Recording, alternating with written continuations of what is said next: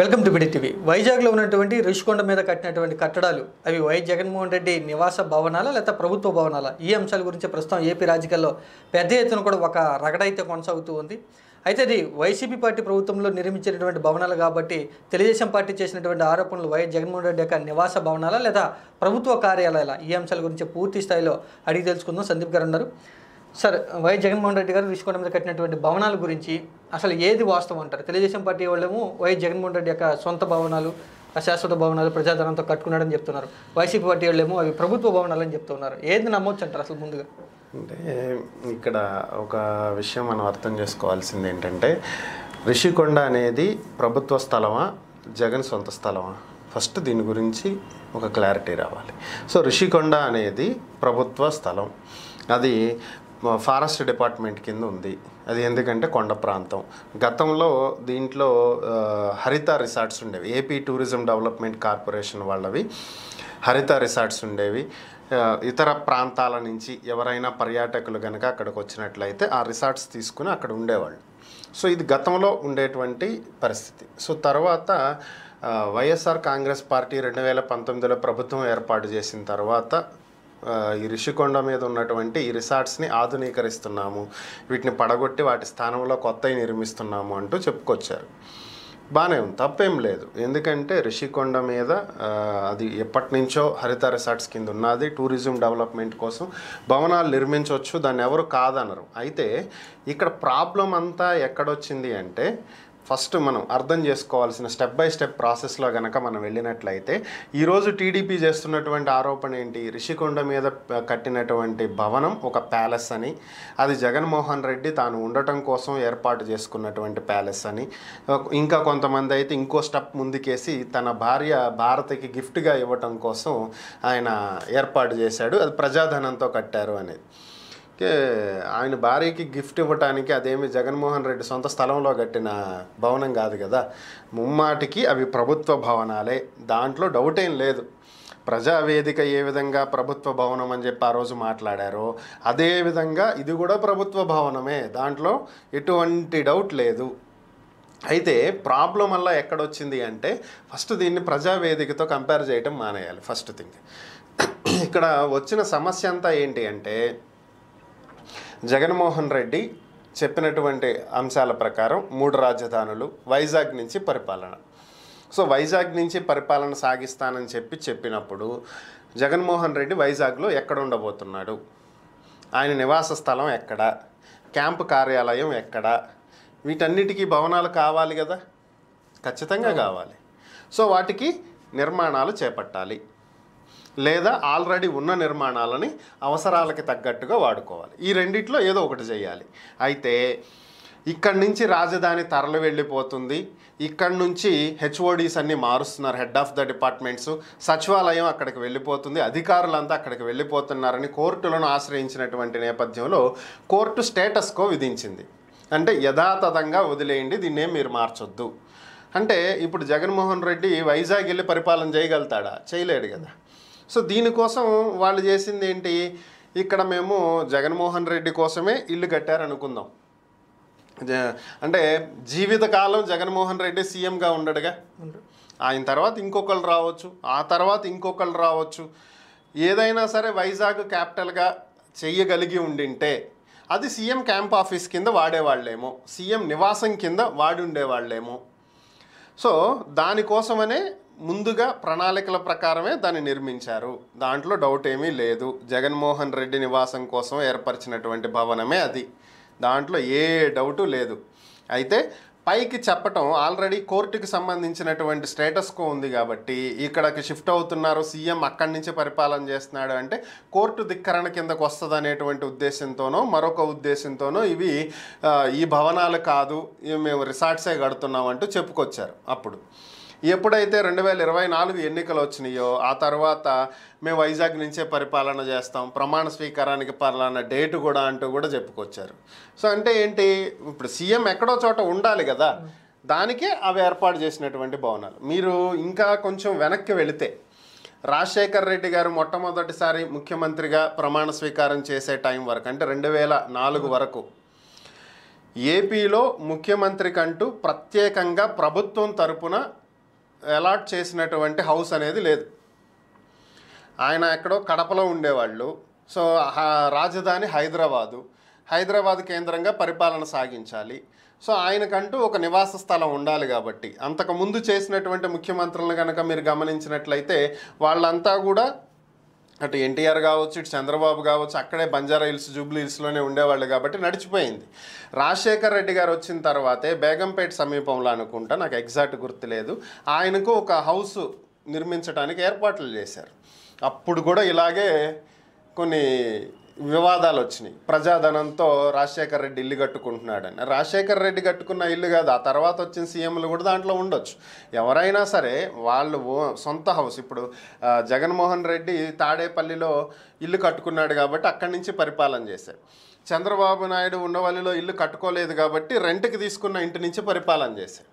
అదే అమరావతిలో ముఖ్యమంత్రికంటూ ప్రభుత్వం తరపున ఒక ప్రత్యేక గృహం ఉండుంటే అక్కడి నుంచి చేసేవాళ్ళేమో గతంలో చంద్రబాబు కానీ, ఆ తర్వాత వచ్చిన జగన్మోహన్ రెడ్డి కానీ ఎవరైనా. సో అలా ఒక భవనాన్ని అక్కడ ఏర్పాటు చేశారు, ఇది వాస్తవం. అయితే ఇక్కడ చేసినటువంటి తప్పేంటి, ఇది ముఖ్యం. ఇదేంటి అంటే, ఏదైనా సరే మీరు నిజంగా ప్రభుత్వ భవనాలే కనుక నిర్మించినట్లయితే అది రిసార్ట్స్ కావచ్చు, ఈరోజు చెప్తున్నట్టు రాష్ట్రపతితో ప్రధానమంత్రి వస్తే ఉండటానికి ఇక్కడ కనీసం గెస్ట్ హౌస్ కూడా లేదు. ఇంకా కొంతమంది ప్రముఖులు, మేధావులు, సీనియర్ జర్నలిస్టులు మాట్లాడుతున్నారు. రామోజీరావుకి చెందిన డాల్ఫిన్ హోటల్లో పెట్టి లక్షల కోట్ల రూపాయలు బిల్లు వేసేవాళ్ళు, ప్రజాధనాన్ని వృధా చేసేవాళ్ళని.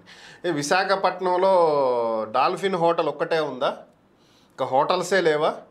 విశాఖపట్నంలో నోవాటెల్ ఉంది, ఐటీసీ ఉంది, దస్పల్లా ఉంది, పెద్ద పెద్ద హోటల్స్ ఉన్నాయి. మీరు నచ్చిన చోట బుక్ చేయండి. మొన్న అమిత్ షా వస్తే విజయవాడలో నోవాటెల్లో బుక్ చేయలే.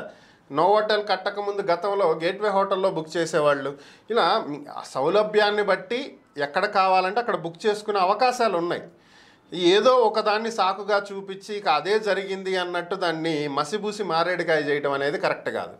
సో ఇవి ప్రభుత్వ భవనాలే అనుకుంటే ప్రభుత్వం చేయాల్సిన పని ఏంటంటే ఇవి కట్టేటప్పుడే దానికి సంబంధించినటువంటి జీవో విడుదల చేయాలి. పలానా భవనాన్ని నిర్మిస్తున్నాము, ఈ అవసరాల కోసం నిర్మిస్తున్నాము, సెంట్రల్ నుంచి ఎవరైనా అతిథులు వస్తే ఇక్కడ స్టే చేయడానికి ఇబ్బందిగా ఉంటున్నటువంటి నేపథ్యంలో ఆంధ్రప్రదేశ్ తరపున అతిథులకు వైజాగ్ వచ్చినప్పుడు, విశాఖపట్నం వచ్చినప్పుడు స్టే చేయడానికి దీన్ని మేము ఏర్పాటు చేస్తున్నాము, దీనికి ఇంత స్థలాన్ని కేటాయించాము, కట్టడానికి ఇంత ఖర్చు అవుతుంది, ఇది ఎస్టిమేషన్ అని చెప్పి ఒక జీవో ఇవ్వాలి. ఏదైతే ప్రజావేదిక కట్టేటప్పుడు ఎస్టిమేషన్ కింద 1,90,00,000 ఖర్చు అవుతుంది అని ఎస్టిమేషన్ వేసి కాంట్రాక్ట్ ఇచ్చి ఎలా అయితే చేశారో అదే చేసి ఉండాలి. అది చేయలేదే, ఎక్కడ జీవో కనిపించట్లేదు. పలానా అవసరాల కోసం ఏర్పాటు చేసిన భవనం అనే జీవో ఎక్కడైనా రిలీజ్ చేశారా? లేదు కదా. దాని గురించి ఏ రోజన్నా మాట్లాడనిచ్చారా? లేదు కదా. అది ప్రభుత్వ భవనాలే అయితే వాటి నిర్మాణం దగ్గరికి ఎవరిని ఎందుకు వెళ్ళనివ్వట్లేదు? అదేదో రహస్యమైనటువంటి ప్రాజెక్టులు అయినట్టు. ఇప్పుడు 17 మెడికల్ కాలేజీలు కడుతున్నారు, అన్ని గవర్నమెంట్ వేగా, వెళ్ళనిస్తున్నారుగా, చూడనిస్తున్నారుగా. ప్రజావేదిక కట్టేటప్పుడు అది ప్రభుత్వ భవనమే, చూడనిచ్చారుగా. సెక్రటేరియట్ కట్టారు చంద్రబాబు నాయుడు అమరావతిలో, అది తాత్కాలిక సెక్రటేరియట్, పర్మనెంట్ అసెంబ్లీనా, whatever it may be, తాత్కాలిక భవనాలైనా సరే కట్టే సమయంలోనూ ప్రజలను నిలవ చేశారు. కట్టిన తర్వాత బస్సులేసి మరీ తీసుకెళ్ళి చూపించారు. సో మరి మీరు అంత పకడ్బందీగా చుట్టూ 8-9 అడుగులు 10 అడుగులు ఎత్తున బారికేడ్లు పెట్టి ఎవరిని ఎలో చేయకుండా, ప్రతిపక్ష నేతల్ని రానివ్వకుండా, జనసేన అధినేత పవన్ కళ్యాణ్ వెళ్తే పోలీసులతో అడ్డుకొని ఇంత చేయాల్సిన అవసరం ఏంటి? ప్రభుత్వ భవనాలు అయితే it is a government property, why you are not allowing? ఏం అవసరం? అక్కడ సీఎం లేడు, సెక్యూరిటీ ప్రాబ్లం అనుకుంటానికి. సీఎం తాడేపల్లిలో ఉన్నాడు, అక్కడ ఓన్లీ భవనాల నిర్మాణమే జరుగుతుంది, అదేమీ రహస్యం కాదు. మరి మీరు ఎందుకు ఎలో చేయట్లేదు? ఇన్నాళ్ళు దాన్ని ఎందుకు దాచిపెట్టారు? ఓపెన్గా చెప్పొచ్చు కదా.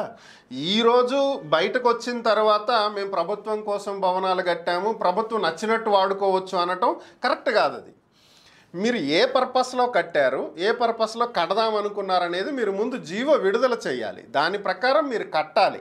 అప్పుడు ఇదిగో మేము ఈ పర్పస్లో కట్టాము, ఇదిగో ఈ జీవో ఉంది, దానికోసం కట్టిన బిల్డింగ్ ఇది, సో దీన్ని ఆ పర్పస్కి వాడుకోండి అని చెప్పాలి. మేము ప్రభుత్వ భవనాలే కట్టాము, దీన్ని ఎలా వాడుకోవాలో చూసుకోండి అంటాం, అది మూర్ఖత్వం అవుతుంది. ప్రజాధనాన్ని వృధా చేయటమే, అది దాంట్లో డౌట్ ఏం లేదు. ముందు వైఎస్ జగన్మోహన్ రెడ్డి నివాసం కోసం కట్టినటువంటి భవనం ఇప్పుడు అధికారం దిగిపోవడంతో ప్రభుత్వ భవనాలని చెప్తున్నారు. 100% దాంట్లో డౌట్ ఏం లేదు. ఒకవేళ అధికారంలోకి మరలా వచ్చుంటే వైజాగ్ నుంచి పరిపాలన చేస్తానన్నటువంటి జగన్మోహన్ రెడ్డికి వైజాగ్లో ప్రభుత్వ అధికారులు ఎక్కడ బస చేయటానికి ఏర్పాట్లు చేశారు, ఫస్ట్ ఇది కదా తెలియాల్సింది. ఎక్కడ చేయలా, ఎందుకు? ఆల్రెడీ కట్టినటువంటి భవనం ఉంది కాబట్టి ఆయన అక్కడ నివాసం ఉండి అక్కడే క్యాంపు కార్యాలయంగా పరిపాలన సాగిస్తాడు కాబట్టి దాన్ని ఎక్కడా కూడా ఏర్పాట్లు చేయలేదు. మీరు గమనిస్తే 2014-19 మధ్యలో విశాఖపట్నానికి హుద్హుద్ తుఫాన్ వచ్చినటువంటి రోజున చంద్రబాబు నాయుడు బస్సులో ఉండి వారం రోజుల పాటు అక్కడే స్టే చేసి, బస్సులోనే ఎక్కడ స్టే చేయడానికి కూడా లేదు, మళ్ళీ విద్యుత్తు అక్కడ ఉన్నటువంటి సౌకర్యాలు మరలా వాటిని పునరుద్ధరించడానికి ఆయన ప్రయత్నం చేశాడు. అంటే ఆ రోజు ముఖ్యమంత్రికి ఎక్కడా కూడా బస చేయడానికి కూడా అవకాశం లేకుండా పోయింది కదా. సో బస్సులో ఉండే ఆ రోజు పరిపాలన సాగించాడు కదా ఆయన ఆ రోజు ఒక వారం రోజుల పాటు. సో అదేవిధంగా ఇప్పుడు ఎన్ని రోజులు జగన్మోహన్ రెడ్డి గారు బస్సులో ఉంటారు? ఉండలేరు కదా, ఏదో ఒక హోటల్లో ఉండాలి. హోటల్ బిల్లులు ఎంత అవుతాయి? లక్షలు ఖర్చు అవుతాయి. ఎందుకంటే ఆ హోటల్లో ఉంటే మీకు చిన్న ఎగ్జాంపుల్ చెప్పాలంటే ఒక విఐపి వివిఐపి కనుక ఒక హోటల్కి వచ్చి ఉంటే అక్కడ ఉండేటువంటి సెక్యూరిటీ మొత్తం వాళ్ళ కంట్రోల్లోకి వెళ్ళిపోతుంది. సపోజ్ ఒక ప్రధానే కనుక వచ్చి ఉంటే దాదాపు 2 ఫ్లోర్లు తీసుకుంటారు వాళ్ళు. ఆ ఫ్లోర్ మొత్తంలో వేరే వాళ్ళు ఎవరికి రూమ్స్ ఇవ్వరు.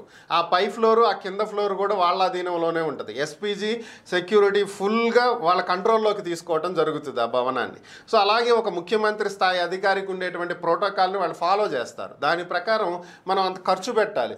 ఒక ఫ్లోర్ మొత్తంలో ఉన్నటువంటి గదులన్నీ కూడా మన హ్యాండ్ ఓవర్కి రావాలంటే మనం ఎంత ప్రజాధనాన్ని ఆ హోటల్కి వెచ్చించాలి? ఇది ఆలోచించాల్సినటువంటి అంశమే, చిన్న విషయమేం కాదు ఇది. ఎందుకంటే ఇప్పుడు నోవాటెల్ లాంటి హోటల్లో ఒక రూము పర్ నైట్కి 7,000 ఛార్జ్ చేస్తున్నప్పుడు ఒక ఫ్లోర్లో ఒక 20 గదులు ఉన్నాయి అనుకోండి, 20 × 7,000 ఎంత ఖర్చు అవుతుంది అనేది ఒకసారి ఆలోచించండి. ఎన్ని రోజులుంటే అన్ని కట్టాలి కదా. సో ఇప్పుడు అలా కాకుండా స్టే చేయటానికి ఒక క్యాంపు కార్యాలయానికి ఒక భవనాన్ని ఏర్పాటు చేశారు, దాంట్లో డౌటే లేదు. అక్కడి నుంచి ఆయన పరిపాలన చెయ్యాలనుకున్నారు, దానికి డౌట్ లేదు. కానీ దాన్ని ఒప్పుకోవటానికి ఇంకా అహం అడ్డం వస్తుంది చూడండి, అది కరెక్ట్ కాదు.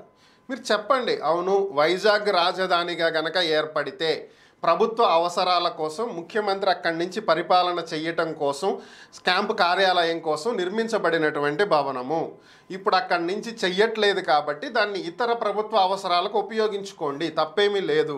సో అది చెప్పండి. అవన్నీ చెప్పకుండా ఇది ప్రభుత్వ భవనమే, జగన్మోహన్ రెడ్డి సొంత భవనం కాదు, సొంత ప్యాలెస్ కాదు, ఇది ప్రభుత్వం డబ్బుతో కట్టిందే ప్రభుత్వ భవనమే, సో మీరు దేనికన్నా వాడుకోండి అనటం మూర్ఖత్వం అవుతుంది. అది కరెక్ట్ కాదు. మరి అక్కడికి వెళ్ళినటువంటి తెలుగుదేశం పార్టీ నాయకులు వైఎస్ జగన్మోహన్ రెడ్డి నివాసం ఉండడానికి ఈ కట్టుకున్నాడంటూ కూడా వాళ్ళు చెప్తున్నారు. ఈ భవనాలకు ఉపయోగించుకుంటున్న వాళ్ళు కూడా ఎందుకని చెప్పట్లేదు అంటారు?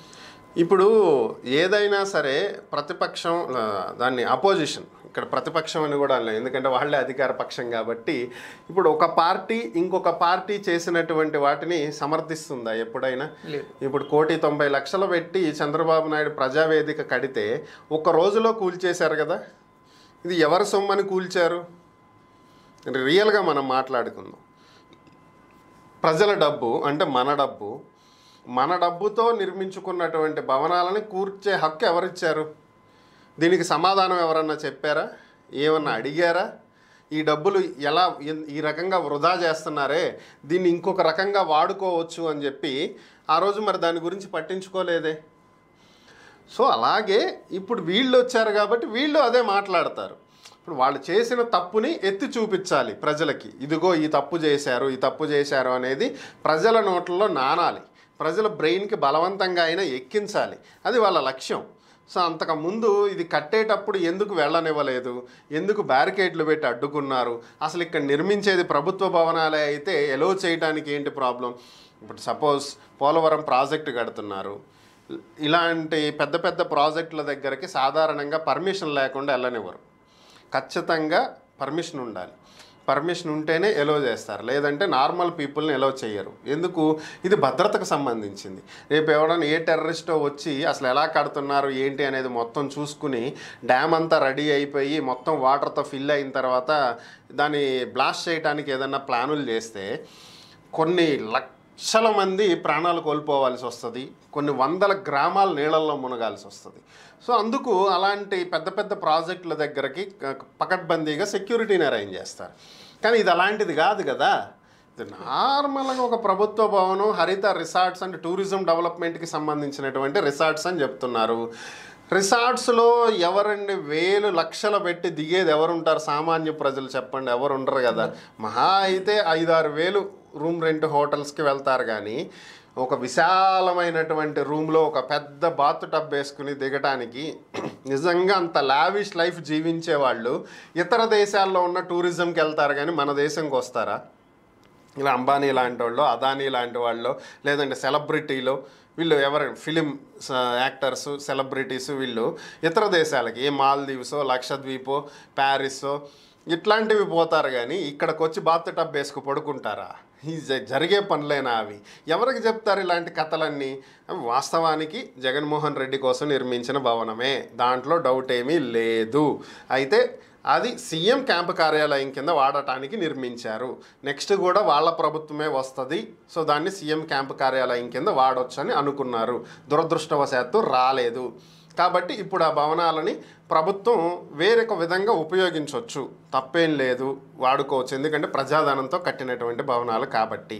కానీ ఈ వీళ్ళు వైసీపీ వాళ్ళు చేసే తప్పు, టీడీపీ వాళ్ళు చేసే తప్పు ఏంటంటే, ఒకటి టీడీపీ వాళ్ళు దాన్ని కావాలని ఎత్తి చూపించి రాద్ధాంతం చేయటం.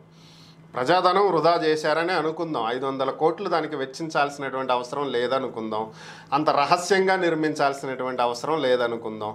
దాన్ని మీరు నార్మల్గా చెప్పొచ్చు, తప్పేం లేదు. కానీ దాన్ని ఒక షో చేసి జగన్మోహన్ రెడ్డి సొంత భవనం వాళ్ళ భార్యకు గిఫ్ట్గా ఇస్తున్న గిఫ్ట్, ఎవడి సొమ్ము ఎవడి గిఫ్ట్గా ఇస్తారండి? అది ప్రజల సొమ్ము, అది పర్యావరణ శాఖ అనుమతులతో కట్టాలి, ఫారెస్ట్ డిపార్ట్మెంట్ అనుమతులతో కట్టాలి. ఎందుకంటే కొండ ప్రాంతంలో ఉంది కాబట్టి. అది జగన్మోహన్ రెడ్డి ఏమైనా కొనుక్కున్నాడా ఆ స్థలాన్ని? గవర్నమెంట్కి డబ్బులు ఏమైనా కట్టాడా వైఫ్కి గిఫ్ట్గా ఇవ్వడానికి? సో ఇలాంటి వ్యాఖ్యలు కరెక్ట్ కాదు. ఇది తెలుగుదేశం చేస్తున్నటువంటి తప్పు. ఇక వైసీపీ చేస్తున్న తప్పు ఏంటి? మీరు నిర్మించిన పర్పస్ ఏంటనేది మీకు క్లారిటీ ఉంది, అది ఆల్రెడీ రాష్ట్ర ప్రజలందరికీ అర్థమవుతుంది. అయినా కూడా దాన్ని ఇంకా ఏదో దాచిపెట్టాలని, మేమంతా మంచే చేసాం, మేము ఉత్తములమి, మాకే పాపం తెలియదు అన్నట్లుగా అవి ప్రజాభవనాలు, అవి ప్రభుత్వ భవనాలు, మీకు నచ్చినట్టు వాడండి అని మీరు చెప్పకూడదు. మీరు దేనికోసం నిర్మించారు దానికి వాడమని చెప్పాలి. సో మీరు దేనికి నిర్మించారో మీకు క్లారిటీ ఉంది, దానికి ఇప్పుడు వాడలేరు. సో అందుకు వేరే వాటికి వాడుకోమని చెప్తున్నారు. సో మీరు ఏదైతే దాచిపెట్టి ఒక రహస్యంగా చేశారో అది కరెక్ట్ కాదు అనేది ఈరోజు మీరు ఒప్పుకోవాలి. సో అక్కడతో ఆ విషయం సద్దుమణిగిద్ది. కానీ దాన్ని ఒప్పుకోకుండా ఇగోలకి పోతే ఇలాగే అది సాగుతుంది తప్ప ఎండ్ అవ్వదు. సో అది కరెక్ట్ కాదు. సార్, వైసీపీ పార్టీ ప్రభుత్వం ప్రజాధనాన్ని దుర్వినియోగం చేసిందంటున్నారా, చేయలేదనుకుంటున్నారా మీరు? ఇప్పుడు ఒక ముఖ్యమంత్రి క్యాంపు కార్యాలయానికి అన్ని కోట్లు వెచ్చించి నిర్మించాల్సినటువంటి అవసరం లేదు. రియల్గా మాట్లాడుకుంటే ఇప్పుడు ప్రస్తుతం రాష్ట్రం ఉన్నటువంటి పరిస్థితుల్లో కేవలం ఒక సీఎం క్యాంపు కార్యాలయం కోసం 500 కోట్ల రూపాయలు ఖర్చు పెట్టడం అనేది ఏ లెక్కన కరెక్ట్ అనేది మీరే ఆలోచించండి, నేను కూడా చెప్పవసరంలా. సో ఒక సాధారణంగా ఒక నలుగురుండే ఫ్యామిలీ జీవించడానికి నిర్మించుకునే ఒక డబుల్ బెడ్రూము, త్రిబుల్ బెడ్రూము ఇల్లు ఎంత పడుతుంది మనకి? కొనుక్కుంటే కొంచెం ప్రైమ్ లొకేషన్లో అయితే 45 నుంచి 50 లక్షలు పడుతుంది. పోనీ ఒక విల్లా కొనుక్కున్నా కానీ 1-1.5 పడుతుంది. ఇది ప్రభుత్వకు సంబంధించినటువంటి అధికారులు, ముఖ్యమంత్రి స్థాయి హోదా కాబట్టి సెక్యూరిటీకి సంబంధించి ఇతరత్ర అన్నిటినీ కూడా దృష్టిలో పెట్టుకుని ఇంకొంచెం విశాలంగా పెద్దగా కట్టారని అనుకోండి. మహా అయితే ఒక 10 కోట్లు 20 కోట్లు వెచ్చించండి, తప్పులేదు. ఎందుకు? ప్రజాధనం కాబట్టి. అది మీ సొంత డబ్బులు కాదుగా. మీ సొంత డబ్బులు అయితే 500 కాదు 1000 కోట్లు పెట్టి కట్టుకోండి, ఎవడు కాదనరు. 100 ఎకరాల్లో ఇల్లు కట్టుకోండి, ఎవడు కాదండు. కానీ ఇది ప్రజాధనం, ప్రజలకు మీరు సమాధానం చెప్పాలి. You are accountable to the people, you are accountable to the society. మీరు ప్రజలు మిమ్మల్ని ఆ స్థానంలో కూర్చోబెడితే మీరు అక్కడికి వెళ్ళారు. వాళ్ళ డబ్బుని మీ ఇష్టం వచ్చినట్టు ఖర్చు పెట్టే రైట్ లేనే లేదు మీకు. సో కాబట్టి ఏ మేరకు అవసరమో ఆ మేరకు నిర్మించండి. ముఖ్యమంత్రి ఎంతమంది ఉంటారండి ముఖ్యమంత్రి నివాసంలో? ఎక్కువ మంది ఉండరు కదా. ఆయన వైఫ్, మహా అయితే 10 మంది పనోళ్ళు. దానికి తగ్గట్టు నిర్మించండి. క్యాంపు కార్యాలయం కావాలి పక్కనే. ఎంతమంది వస్తారు? ఎమ్మెల్యేలు ఎంతమంది వస్తారు? ఐఏఎస్లు ఐపీఎస్లు ఎంతమంది వస్తారు? దానికి తగ్గట్టు సమావేశానికి తగ్గట్టుగా హాల్ అరేంజ్ చేయండి. ఎనఫ్. దానికి ఎంత ఖర్చు అవుతుందండి? 500 కోట్లు అవసరమా? సో మినిమం ఉండాలి కదా కామన్ సెన్స్ అనేది. మన డబ్బులు కాదులే అని చెప్పి ఇష్టం వచ్చినట్టు ఖర్చు పెట్టడమే అవుతుంది. అది ఖచ్చితంగా రాంగే. ప్రజాధనాన్ని 100% నాశనం చేశారు, దాంట్లో డౌటే లేదు. అంత ఖర్చు పెట్టాల్సిన అవసరం లేదు. అందులోనూ రాష్ట్రం ఉన్న ఈ స్థితిలో అంతా బాగుండి మనం మిగులు బడ్జెట్లో ఉన్నా కూడా అది తప్పే. కానీ అసలు లోటు బడ్జెట్లో ఉన్నప్పుడు అది అసలు పూర్తిగా తప్పు. Okay, thank you sir. Sandeep గారు చెప్పినటువంటి మాటలను బట్టి చూస్తే వైసీపీ పార్టీ ప్రభుత్వం అధికారంలో ఉన్నప్పుడు కట్టడాలను కట్టేటప్పుడు చెప్పినటువంటి ఒక మాట ఇప్పుడు అధికారం పోయిన తర్వాత ఒక మాట చెప్తూ ఉంది. కాబట్టి అందుకని వైసీపీ పార్టీ గురించి పెద్ద ఎత్తున విమర్శలు వస్తూ ఉన్నాయంటూ కూడా చెప్తున్నారు.